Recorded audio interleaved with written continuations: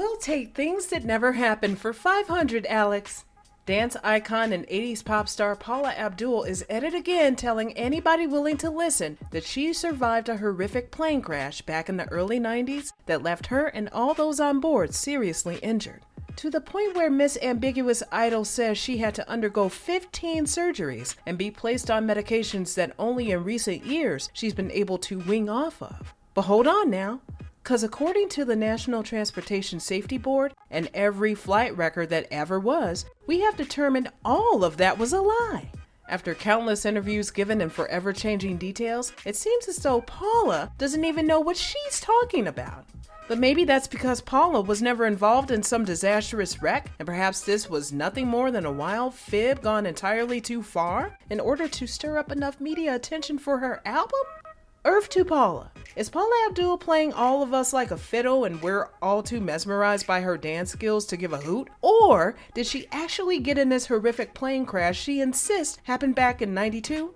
93? 92. Look, she said it took place in 1992, but other interviews state 1993. So we're gonna go with 92 since after all, that's the date Paula gave to us first. In case you weren't aware who Paula Abdul is, does American Idol judge ring a bell? What about her 80s hit Straight Up? On top of her reign as 80s and 90s pop star and dance pioneer, personal choreographer for the one and only Janet Jackson also tops her resume. In fact, you can thank Paula for teaching Janet a lot of what she knows. However, we're not here to talk about the great Paula Abdul career-wise. We're trying to get to the bottom of this whole plane conspiracy. Riding the wave of her hit song Straight Up in the late 80s, Paula says there was a drought in between the years of this alleged plane incident and the late 90s due to her taking time off in order to heal from her injuries. But as we stated in the beginning of this video, the test and video evidence confirm that is not entirely true. Although this story has been told quite a few times over the years, as early as 2003, in 2019, Paula gave an interview with Drag Race CEO RuPaul, where he boldly asked her about said plane crash. During the end of her Under My Spell tour, while traveling from St. Louis to Denver in a 7-seater plane, an engine mishap occurred. One of the engines blew up, resulting in the right wing bursting into flames, and the plane itself crashing in an open field somewhere in the middle of Iowa. Bumping her head, Paula also recalled not wearing a seatbelt. By the grace of God, she survived the aviation's faulty maintenance, but the public ain't all too convinced that's what really happened. Between the years of 1991 through 1992, Paula was in the midst of her global tour, and everything appeared to be going as planned. That is until June of 1992. A few weeks leading up to her birthday on June 19th, Paula was experiencing ongoing health issues and wound up canceling 4 of her shows, leading fans to speculate.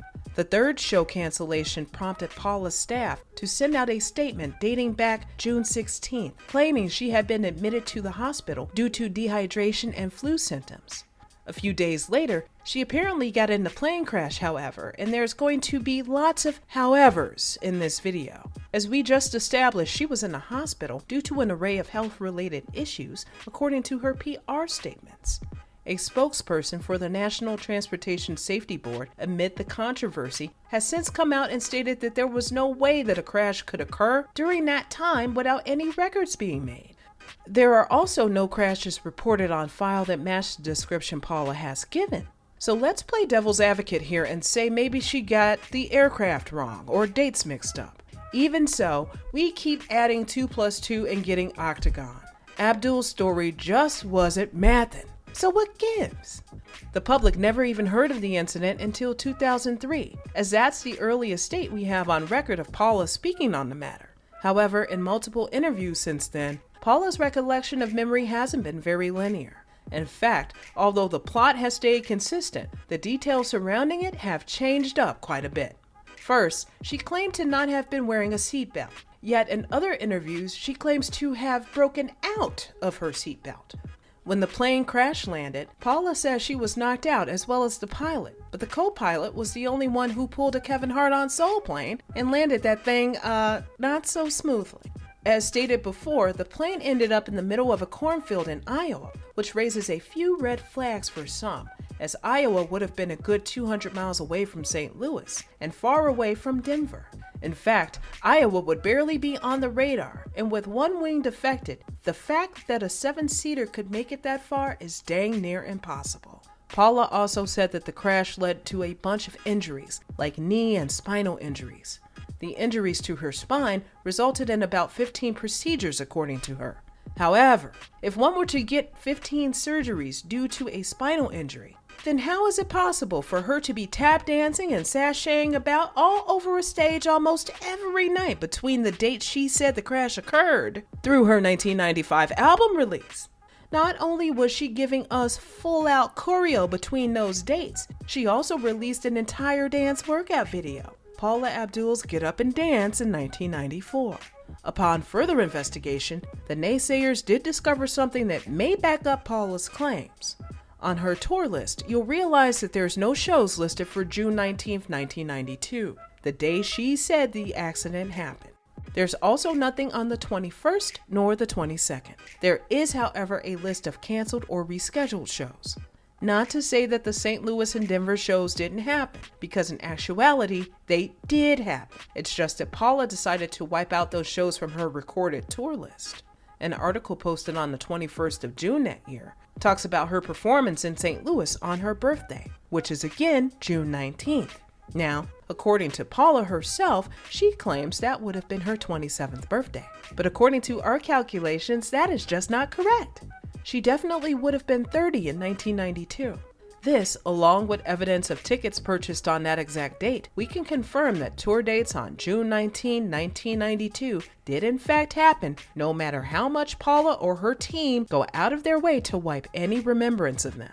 So, we've gone over a few discrepancies in Paula's claims. Now, let's talk about these actual dates. In a few incidents, Paula claims that the accident actually didn't happen in 1992, but in 1993. We know this isn't correct because her tour ended in 1992. She claims she was 27 at the time, which we've already debunked, because if Sister Girl was born in 1962 and the incident allegedly happened in 1992, that would have made Paula 30 years of age. So why would she lie about her age? It's an unknown, not-so-secret secret that celebrities back in the day would lie about their age. You're thinking your favorite artist is 16, meanwhile they're a good 33. Perhaps Paula lied about her age to keep up with the lie about her age? Or maybe she really thought she was 27 at the time, which I don't know about you, but if I went through something as traumatic as surviving a fiery plane crash, I would remember the date, weather, what shoes I had on, how many drinks the person to my left was throwing back, and how many birds were in the sky. So to recap, she performed on her birthday in St. Louis and claimed she had a second performance on June 22nd, but there's actually another show in there somewhere. She actually had a show in Kansas the day after her birthday, June 20th. All three of these days have been completely wiped away from her recorded set history list. Plus, if she was in an accident, how was it that she was able to perform the next day? I mean, she tore her knee and everything and hit her head on top of the plane, but she was only off for one day and then went right back on stage? Now, according to Paula, she has a great explanation for all of this. She claims she didn't cancel her tour because she didn't want anyone counting her out, stating that she tried to keep everything lower. I spent the next 5 years enduring 11 surgeries, so I had to take off for about 5 years and have 11 different surgeries to correct the issue. Oop, y'all caught that? Is that another contradiction I hear? We thought it was 15 surgeries, Paula. So she performed as usual from 1992 to 1993. She released a dance workout video in 1994, her album came out in 1995, and in 1997, she starred in a television thriller, Touched by Evil. All these health issues makes me wonder how she was able to pull all of this off. Doesn't seem like she took a 7-year hiatus at all from what we can tell. In 2005, Paula spoke out about the incident once more, giving even more details from when she first spoke out about it in 2003. As you know, early 2000s reporters were ruthless. Y'all think it's bad now? Please, we're the 700 Club compared to how it was over 10 years ago.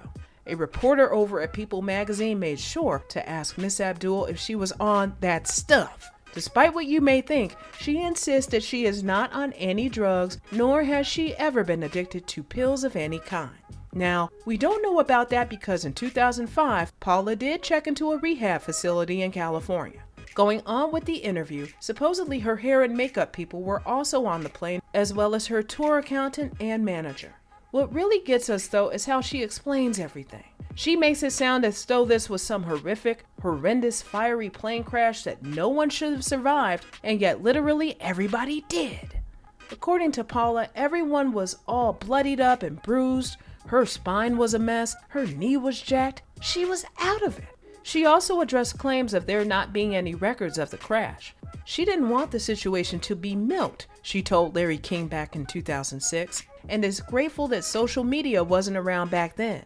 But honestly, y'all, let's put on our tinfoil hats for a moment. What are the odds that a story like this could have been kept from the media? Did she and her team just pack up whatever belongings they had left and ditch the wreckage and pretended as if it didn't happen?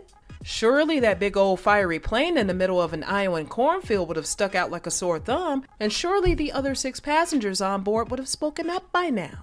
A month after the incident, an article came out about Paula seeing an orthopedic surgeon, so it wasn't like the media just wasn't checking for her. Also, it was reported that she had been in a car crash around the same time. Was she actually in a car crash, but was so drugged up that she had mistaken it for a plane crash? It's also been reported that she had been seen buying goggles and scuba diving gear around that same time. So if her injuries were as bad as she claimed, then how was it she was participating in all these extracurriculars? She took 7 years off, then appeared on American Idol as one of everyone's favorite judges, but had an entire album come out head over heels during that time, which was pushed and promoted heavily worldwide, but didn't do as well as her previous. Perhaps Paula's alleged 7-year hiatus that never really happened was her way of pretending as if Head Over Heels, her last studio album to date, never happened? It doesn't matter what you and I think, because Paula could care less whether or not you believe her. In an interview with Yahoo in 2020, she addressed the non-believers yet again. Do you know what? It's like there are 7 other people that were on the plane who were in that plane accident with me. So I really don't care what people have to say. It's like you learn and go through the experience of being in this business. Especially with the internet, you can't take things personally. And things that resonate with you, that can help you become better, the best version of yourself, you hold on to, and you're through that. If there's something that you know you can work on that can improve who you are as a performer or as a professional or as a human being, I resonate with that. And the other stuff is in my business. Well, there you have it. Do you believe Paula Abdul was in a plane crash, or was this all a cover-up for something we actually aren't quite sure of? Let us know your thoughts and opinions down below in the comments, and stay tuned for more true celebrity stories.